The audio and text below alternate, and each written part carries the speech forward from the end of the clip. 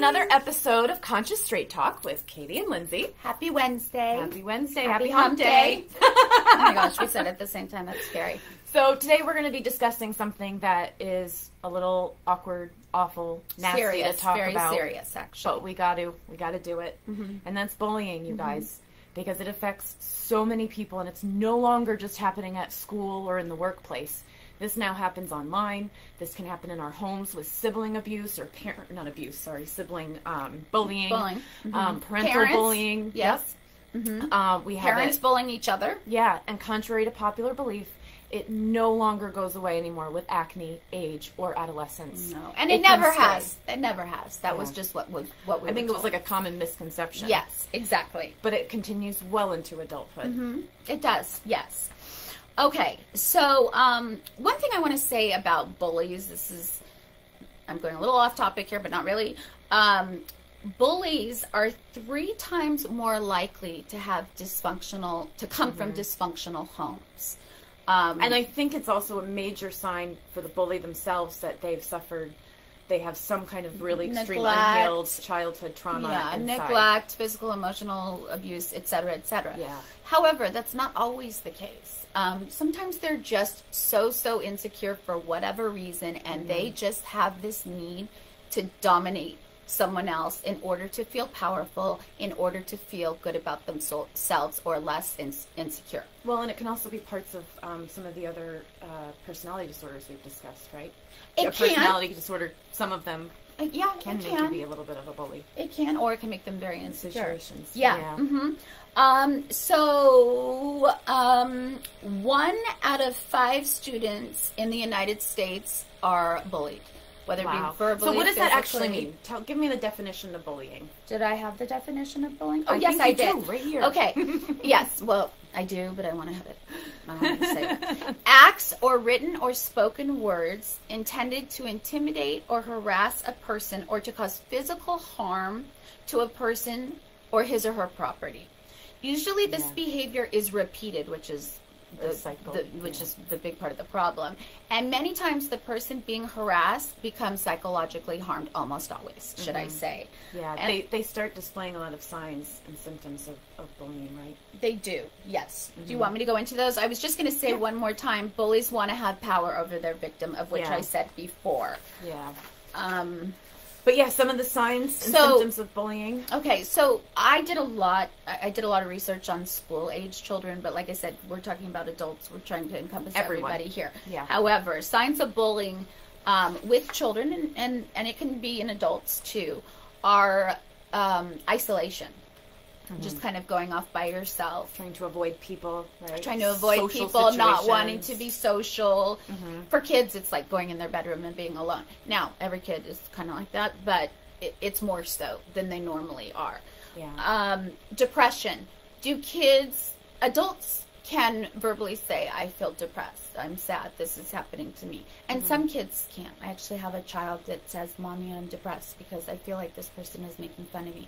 That's not your norm for children. But it is very, very important to have an open door policy. We're going to talk more about this so that your child can come to you and say, Mommy, I'm sad. Daddy, I'm sad. Somebody's making fun of me, or somebody's saying this. But even in me. adults, they're going to have these same symptoms. So they are. To notice this in a friend or your partner, just to go pick out your friend that's empathic, that's not going to use the fact that you're getting bullied down the line against you, because the last thing you need to do is be bullied again. Go to a parent if you feel like you're a parent, even when you're an adult. There's always a parent if they're still around. And there's call centers. There's lots of helplines for this. I'll put a phone number down in the comments. Yes. But there's so many, and I know you have some amazing anti-bullying websites that we're going to put the link on too. And some books to read. So you guys can see those, because it is, I know the effects and the signs, I mean, it's heartbreaking to see what is happening. And then, take that one step further, the suicide. Right? That comes from being bullied. Yes. We're going to talk, and we're going to talk about that in a week and a half, because it is so prevalent nowadays, and it's because of the bullying. But let me finish with the children. Lots of times they want to avoid school, anxiety, having panic attacks, just when they move a lot, jittering a lot. Is that the right word? Jittering, whatever. Grades might start to drop. concentration levels go down. Those are some of the symptoms with children. With adults, we said isolation, avoiding social depression, also anxiety. And I think the scary thing with kids, though, when they're going through bullying, what kind of makes me the most nervous, not the most nervous, but nervous, is that they're internalizing it. For children, this is their normal.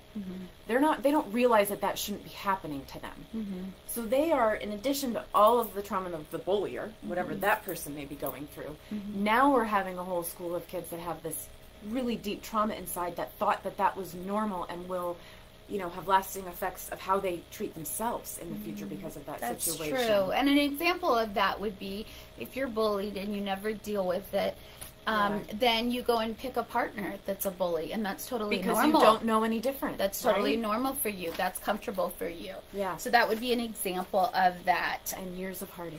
Okay, exactly. Okay, so some of us should know. So we know the symptoms. We know the kind of why. We know the how. Okay, and what do we do? Like I said, I'm do? coming more from a parent's perspective, but I also want to talk But about I think, adults. as I was saying, it's applicable to adults, too. Is. It's all It similar. is. So whether we're talking about your child or your spouse, your partner, or your best friend down the street, right? It's or even maybe somebody that you don't know, but you're recognizing these signs and you know they don't have anyone else.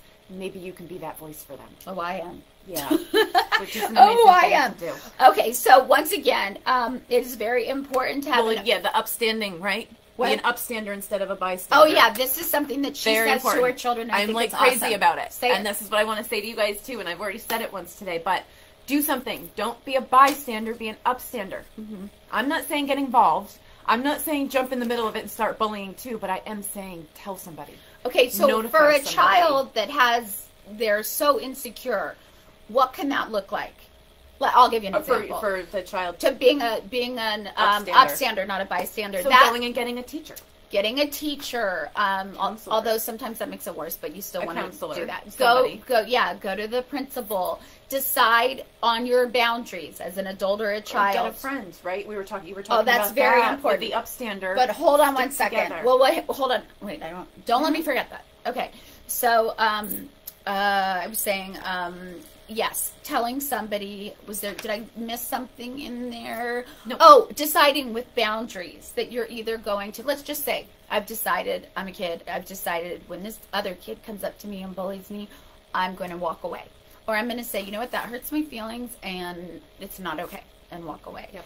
And setting your boundaries. That's another big thing you can do, and sticking to them. It's really hard. You got to do role playing with the kids to teach them. That's true. Get them comfortable with it, right?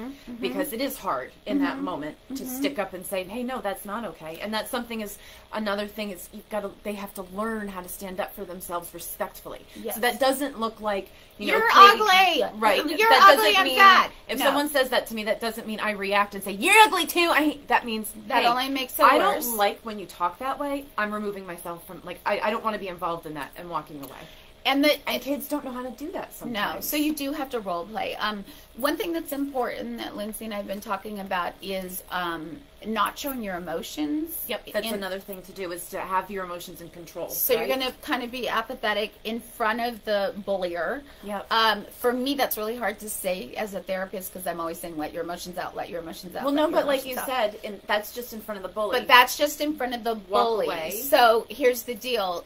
You don't let the bully see that they're getting what they want, which is a reaction from you. You go to the bathroom and you cry and scream and yell, or you go outside. Whatever you need to do. Whatever you need to do. Crazy cackling laugh. Whatever but eventually, listen to some blasting music. Whatever it is, but eventually, let it out. Because if you don't let pain out, it's toxic for your body, and it hurts you physically and mentally. So you've got to let it out. But just don't let it out in front of them. Yeah, journaling is a great way to get it out. Writing your you go into your coping box or your coping purse. Conscious toolbox. Yeah, your conscious toolbox. Sorry. Now, you said something that was really important, and I said, hold on. Oh, yes. Sorry. For children, they've done studies, and they've found that if a child just has one friend, just one friend, that backs them up, they're going to feel so much more supported, and they're going to be so much better off.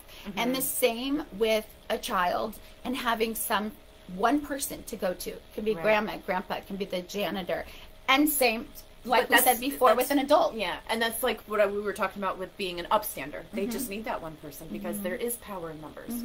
And when that schoolyard bully starts in, or that workplace bully starts in, or you know, the gym bully or whatever, where you're in a group, if you can have one person, I guarantee you pretty soon you're going to have a third, then a fourth, then a fifth, and maybe it will finally stop. Right. And usually that bully isn't just bullying you.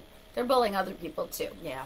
Now, one big thing that I do want to mention is that is really important to do if you are being bullied, and that's to carve out self-care time for you. You need to have that time to put some love back into yourself, make yourself understand how valuable you are, and that the bully, the actions that they do, those are theirs. That's a reflection of them, not of you. Exactly. And that's something that takes time to understand because it hurts. It hurts when people say things to us and get us down. It's hard to even see outside of that, to reach into your toolbox, your coping toolbox. Yeah. I know I would go get a massage. That would be helpful for me. I'd be with her. She'd be with me. Then maybe a nice bath or a glass of wine, reading, or a hair watching mask. Netflix. Right. Oh my God, I totally having a binged glass out. of wine. You already say I that? totally binged out on the holiday movies this weekend. Oh. Have you been watching any? No, but They're I'm going on. to make my kids watch them, I but love only the them. ones I like. So much for that open door policy. Right. But Okay. so I think that's good for today. Yes. And you guys, like I said, keep the lines of communication open, right? We want to be able to reach out, talk to these people when it's hurting. And on Friday, we are going to be talking all about the power of group healing, which kind of attests to bullying and kind of starts to help get rid of the bullying and the bullies, right? When we all come together, it's so super powerful. So jump over to Malibu Mama Logs and get signed up for that. Yes. And give us a little like if you liked this video. Yes. And one thing, drop us some comments. One thing that we've said before is that bullying can lead to suicide, and that's so terrifying. Yeah, we're discussing that next and week, so, right? so we're not going to discuss it this Friday, but we're going to discuss it the following Friday. So look for that. I think it's really important for every parent, every person to watch. Yeah, for sure. All right, you guys, have an awesome Wednesday. Bye. And we'll see you next time.